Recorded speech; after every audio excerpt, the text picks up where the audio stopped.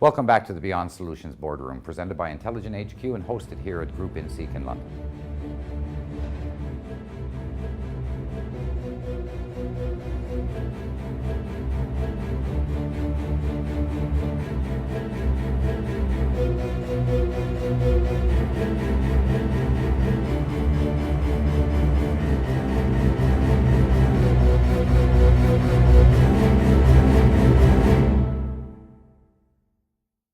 We're here today with Ghislaine Boddington, the creative director and co-founder of Body Data Space, and we're going to talk a little bit about women in tech, some of the work that this particular business is doing with it, some of your own activities as well, and I'd like to hear a little bit more about the issues and the answers and whether we're making any progress. Well, we are Body Data Space. We're based in East London, in Tech City, and we're a collective, really, of 16, 18 people. And we are completely mixed, gender mixed, between men and women, working together across a number of years, creating experiences, looking at the body and data and its relationship to virtual and physical space, and how we can extend those experiences for a wider public. And during that work period, I, as a woman, have been involved in this technology scene since the early 90s, and I'm coming from a dance background, so my core base of collaborators have been dance performing artists who, of course, are maybe slightly more equal in the women percentage within that sector. And it has become quite noticeable across the 20 years that there's not so many of us who have got the position or the possibilities to extend from the female perspective into the technology space. As in pretty much every time you're in the room. Yes, it's... I've experienced the same thing myself. Yes, and I think I present a lot. I have to say, to be honest, probably 90% of the presentations I've done across the last 20 years have been on panels where I'm possibly the only woman, maybe there's one other woman, she might be the chair or I might be the chair. So it's one of those environments where even when I'm at conferences, technology is discussed, we're very much listening to it, we're taking it into our mixed group, but we're often faced with a day of mainly male speakers, and often this issue is also culturally based. Obviously we're in the UK, but those will be mainly white male speakers too. So that diversity of discussion isn't there in those conferences. The different opinions, the different ways of looking things, the width and breadth of the vision, the passions, the understanding of the customer from both gender positions, male and female, isn't actually, I believe, happening enough within the tech space. Did you know that from my point of view, that's exactly true, but it's not just that problem. It's also the business side, the sales side, the security side, the technology side. They're not tied up, and they're all white men. So if they can't even play well together, that makes your challenge, the challenge of women fighting against that is probably even graver if I think about it, because they can't even play nice together. Well, it's not the greatest world, and I think it's a bit of a tough business scene, and with the recession and SMEs, I'm sure that tension in the base of the scene is more there in place now than it was perhaps 10, 15 years ago, when there was much more possibilities to collaborate and to barter and exchange between you, men and women. And I think that the issue is more in actually how those particular tensions bring up a feeling slightly of a more macho world, which is not necessarily, but which is rising from the tensions within the scene. Which the makes overreaction. An overreaction, and because everyone is slightly stressed, trying to keep going, trying to keep money going through. And that slight feeling of this laddish edge of tech scene, is quite off-putting to women actually wanting to potentially come into it, and even more so for teenagers and young women looking at career paths of the future. So yes, we've always worked strongly on trying to get an equal base of women into our work, into curations, into discussions, into conferences, etc., workshopping. But over the last 2 or 3 years, working on quite large-scale technology curations and projects, we've realised the problem's really come to a kind of key point. And I'm sure you've noticed too, and many of the viewers will have, that there's a lot more in the press and media pointing out the issues that there are for women within this digital marketplace, which is the growth career area of the future. Of course, in majority of jobs now, everyone is using a digital interface. Within the tech scene itself, within the creative industries, this is the innovation area, this is the business startup point, this is where people will hopefully make more money in the future, we've still got a major problem. Only 5% of new SMEs in the tech scene are being started by women founders. There is still a major problem of the number of girls and women going into those companies.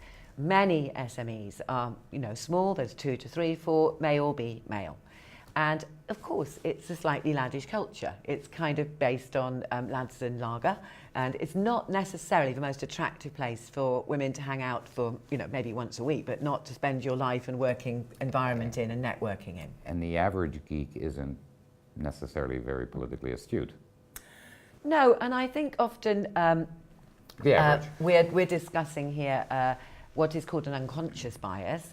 We've all been educated through society to think in certain ways, and we were talking earlier about the blue and the pink, and the pinkification, even the bluification of culture, and how we're all led up through these routes. It's a known fact that actually most women working in tech are doing so and have had to fight their way through a bit more and be a bit more assertive and a bit more clear about what they want to do. They have to have a passion, a direction.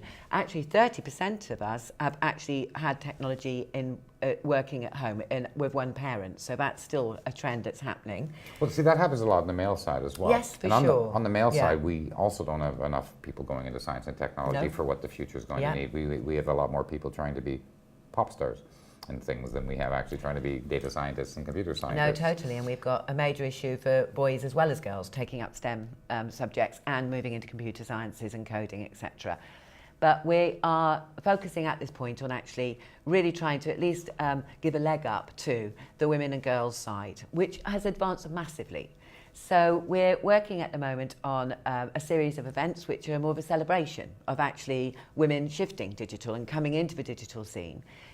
Their diversity adding, the diverse voice that they bring adding to the baseline of any company, any discussion, from the design process, the conceptual process, right the way through management, through executive positions. And actually the figure of 8 that does within any SME or large-scale company back into being reflected back into the customer base and the economic value that comes back into the company itself. The customer base out there is 52% women. And in fact, women have more buying power than They men. have more decision process, and make more decisions more on often it. than not, regardless of how averages of who's in charge. There are some things that when you're in charge of the buying power, that's a fair bit of strength. I need you to elaborate on some of my own perceptions, okay? 30 odd years in the technology sector. Yes. I mentioned to you before that I think the right person needs to be promoted for the job, and that I'm not all that big on what we've seen over the years in all kinds of places for positive discrimination to try to bring people into spots and the like. And we know that there's lots of pitfalls with all of that stuff, but from a technology space, I used to be a programmer, right? I worked with not nearly enough, but lots of lady programmers, women in the tech space, both in management and in the technical side. Now, the management is a completely different issue. But when you've got a techie, you do stuff and you accomplish it and you do it well and you do it fast and you do it better and a merit-based system works. It's when you get to that point of management and control is where I think a lot of that goes wrong in the tech sector. As long as we have the people coming in, if you're a female and you can code and you can outcode that guy, nobody's ever going to argue with you and everybody's going to think you're better than he is. We don't care, right? From that perspective, what you're looking for is results and capabilities, and there's the respect that you'll get for being better at what I do than I am is because I want to learn from you, and I don't care whether you're a male or a female. I think when you're, and if that's a mechanical engineer or an electronics designer or a dancer, in any area. anything, that applies really quite well where you can base on merit. But when it gets into this less quantifiable stuff, this is the part where I think the male prejudices are probably getting in the way, and I think probably where some of the really bad programming from youth makes some of the ladies defer when they shouldn't. And then, pardon me, I hope ladies is not... No, that's fine. I think the word merit is very important. We have all got to obviously reach the quality and the standard that's required out there. So I'm not someone to say that a woman should get a job because she's a woman, because if she's not as good as the man there too. But we do need to recognise that meritocracy is a judgment, and actually that judgment in the main still, particularly in Western world, is coming from white male. backgrounds. So on any interviewing panel, for example, I know that large companies today are trying very hard to make sure there is always a woman on the interviewing panel too. But that hasn't been true in the last 30 years or so. Most women go through male-only interview panels alongside other men who are interviewing for that job. And of course, that if you just think about it, it's a completely natural thing that there will be, a meritocracy marker. The prejudices. There's a relativity that works easier. Interviews often now are, tick box and marking and scoring.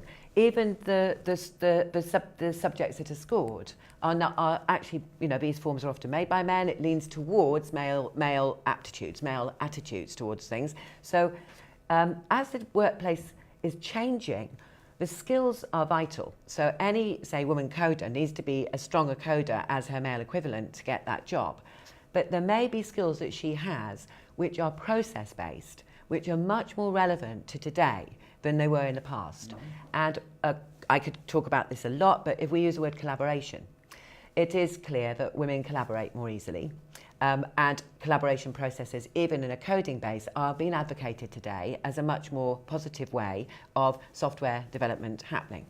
Rather than, a room of 40 people all working on their own, just coding, not even relating to the people next to them who might be working on the same piece of code, that's kind of now being pushed out the window. And there's a much more thinking of actually, crossovers, exchange between each other. The SMEs are doing it, definitely, in the smaller groupings. There's constant collaboration happening.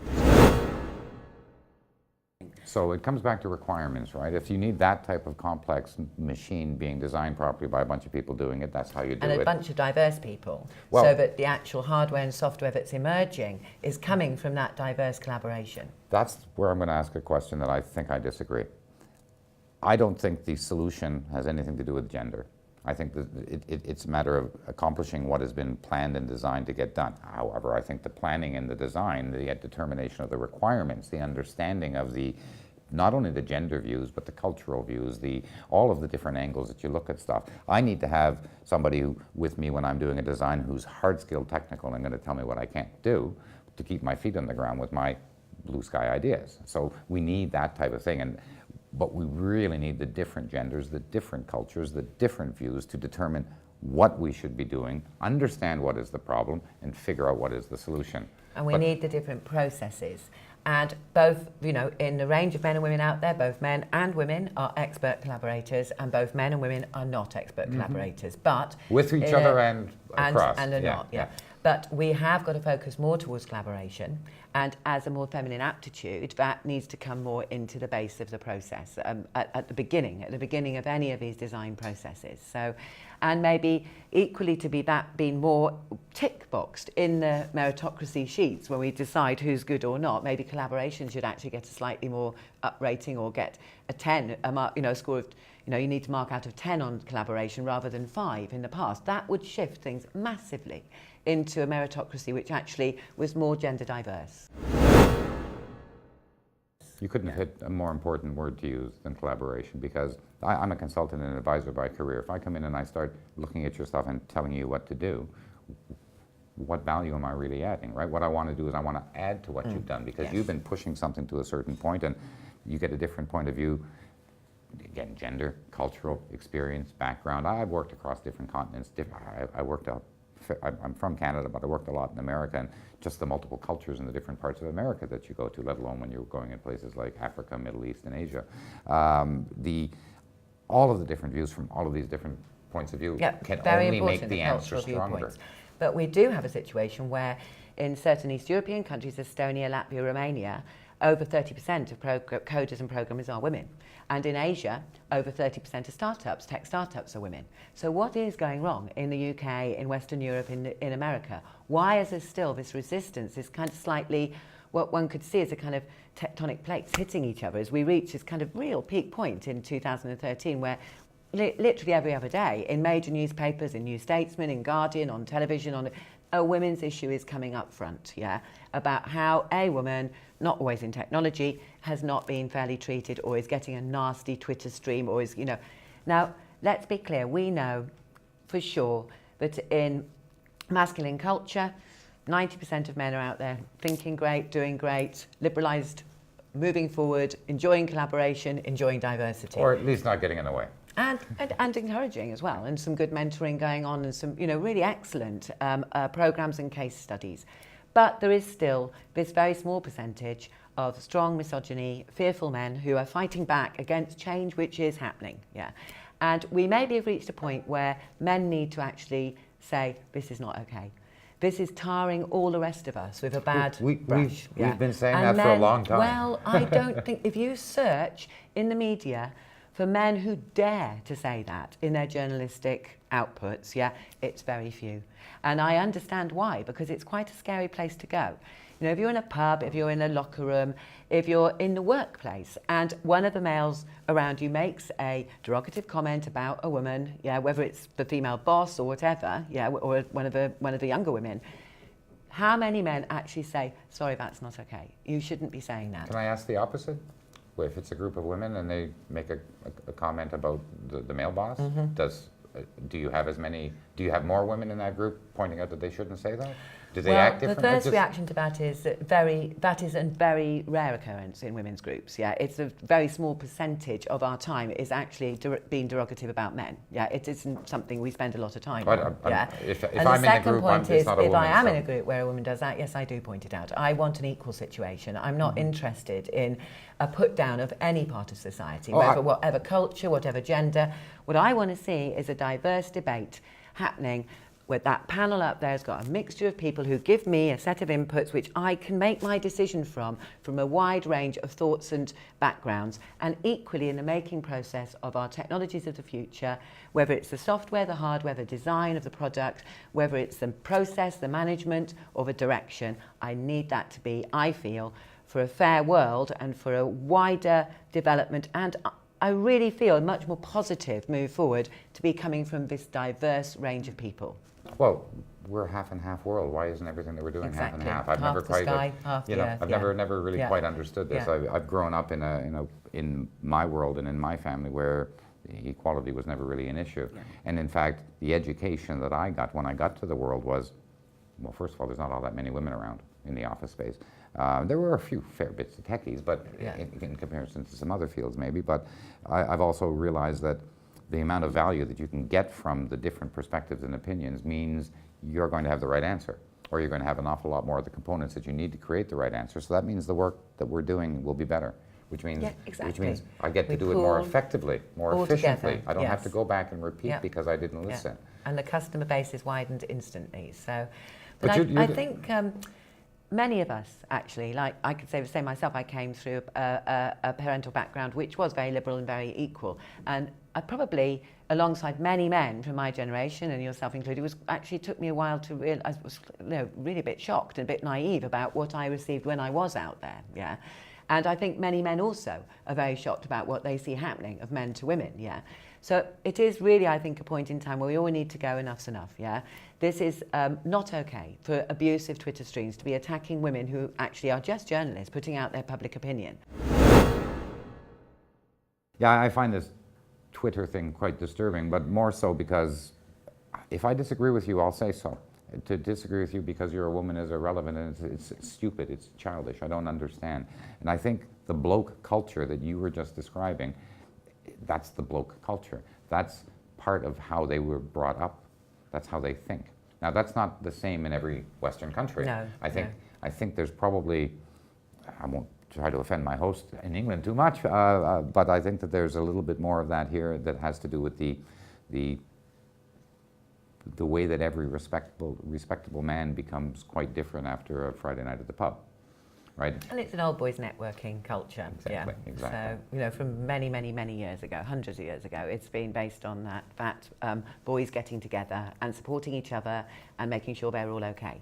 So it is at the base, and it's what many boys are reflecting from their fathers. They're seeing their fathers still use that meritocracy. You're in the old boys network, so therefore you're good for the job. It's like so to actually move up through, and they copy that. And so fathers and teachers and male role models have a lot to do at the moment to actually say, no, this is not how it should be. We are out there all together. This is a collaboration environment which is good for all of us, and for the customer in the long run. And actually, sons, students, etc., relearn now, relook at this situation. We have a tiny percentage of highly misogynist men who are not just disagreeing with these women on Twitter, they're abusing. Yeah. And this is a percentage which I think, you know, talking to many male friends and colleagues over the last couple of months, men have been even maybe more shocked about than women. Yeah. And don't know what to do about this, what is probably, you know, maybe it's 1%, 2% of our UK society where it's like just coming out of the woodwork and it's out there. But it is there. And actually, men and women now, you know, need to say stop. For young women looking at the journalistic scene and the blog scene and looking at, you know, having their opinions out there, I think if I was 16 now and had seen what had happened over this summer to 7 or 8 of our top key women opinion formers, I would have said, I couldn't cope with that, I'm going to do another job. And this is what I mean by this being ultimately so negative, these circles of bad media, bad press, bad coverage, and men not coming out and saying this is not okay. See, there's a lot of contributing factors as well, like the anonymity of these types of sites allow people to have this freedom that they shouldn't take otherwise. Social media's got a lot to look at. There's major problems with that, and I'm glad you understand that we're not all a part of that old boys network, not at all. because we don't get the benefit and we get shut out the same way. So that happens. I mean, networking great, but let's have it all mixed. Well, let's just find the people that we need to get the thing done that we're trying to accomplish. Now, just before we wrap up, I'd like to hear a little bit about this conference that's coming up, where we're going to have some real positive action, from what I understand. Definitely, and we've got a whole series, a focus on this, supporting, celebrating and consolidating, really, women's shift into the digital and how it is shifting the digital marketplace, happening across the next couple of years. And one of the first points of that is a gathering on the 26th of November 2013 at Level 39 in Canary Wharf, which is the new incubator space for fintech, for retail tech, for smart cities. And they've partnered in hosting this event, and it's a kind of networking of the networks, a place where all the work that's been done over the last 2 or 3 years, which has been very positive, right through from very large-scale companies where they can see the difference this is making from the large data returns that they can analyse, right through to the tiny SME activists, Girls Who Code, Girl Geeks, various other groups who are really going out there, getting girls involved, enabling them to have the confidence and self-belief to come into this wonderful sector. So the 26th of November 2013, we're all gathering there, and it also is seen as an event to hopefully influence the influencers.